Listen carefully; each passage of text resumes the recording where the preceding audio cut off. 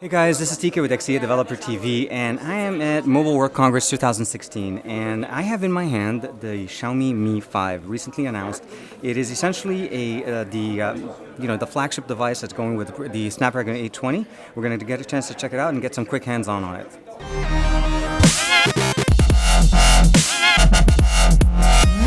So first thing I'm going to basically say, as far as the actual material and the build, it just feels extremely well in the hand. There's a metal band going all around it. We have the SIM tray on the left side here. At the bottom we have the two speakers with the USB Type-C connector that's right here. And on the right side we have the power button and the volume rocker, which essentially is a very nice positioning when you're holding the device. This is a 5.1-inch 1080p IPS display. We have a 4-megapixel front-facing camera that is supposed to be rated at really good picture quality, f2.0. And then as far as the back camera, we have a 16-megapixel back-facing shooter with dual LED flash, again f2.0, as well as basically it's pretty much flat. We don't have a wobble effect here. It's basically flat to the body itself, so it's extremely nicely designed. Of course, the Mi logo in the back, that's pretty much the only thing we see. In the front, we have the actual front home button, which is very nice. Turning it on, we get the screen.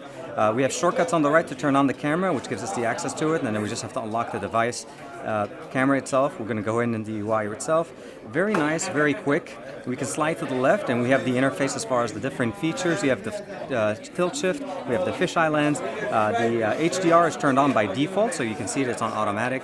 And then starting from the right, we have the different filters we'll be able to use. Again, very, very nice. And then you can see here with the camera, it's very good. There's a lot of people here. That explains the noise. Interface is very, very good. The camera is intended to basically be really, really nice. The other thing that we have here is, of course, on the home screen, we're using the MIUI version 7 on the system, so all the apps are actually on our home screen, so we don't have an app drawer. We have the time, the dialer is sitting right here. You can see things are loading very quickly. This is running the Snapdragon 820 as far as the processor, and what we're looking at here is 3 gigs of RAM. Now, this is the middle version of this. We'll go ahead into the actual settings. We'll go ahead in the settings is at the bottom. Scroll all the way to the bottom, get into the About Phone.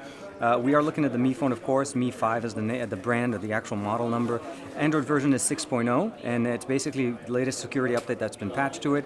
The MIUI version 7, it's a global edition, not the Chinese version, of course, since it's in English.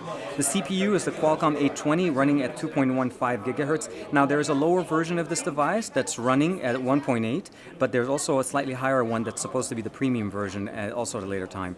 We also have 3 gigs of RAM. Again, this RAM is clocked slightly higher than the base version, but again, overall, it's pretty much the same level of amount of storage. This has 64 gig and the base version has 32.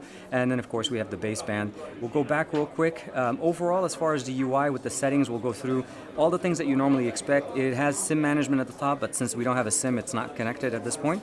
One thing we do make sure one of you guys are aware of is we do have NFC on here, as well as Android Beam, and it does support the Mi Drop technology as well, which is a technology that MIUI ROMs have, as well as Xiaomi phones.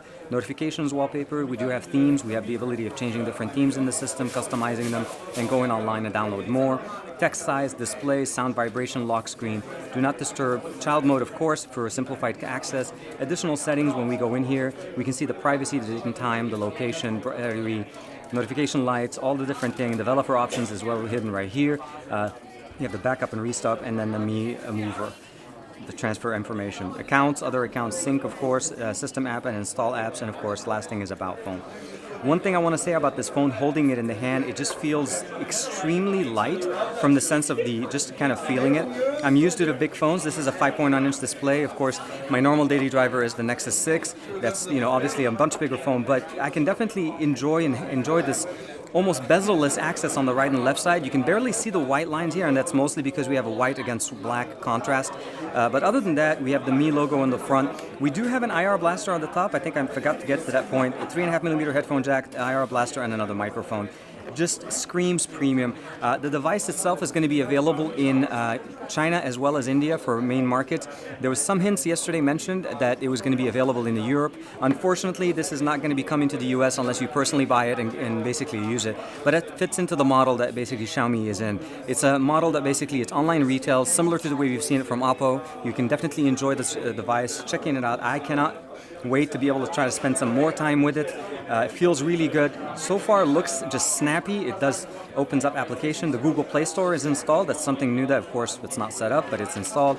You have the different Google Play services that are installed. Again, these are things that you normally expect from a device that's releasing in Europe or in the US.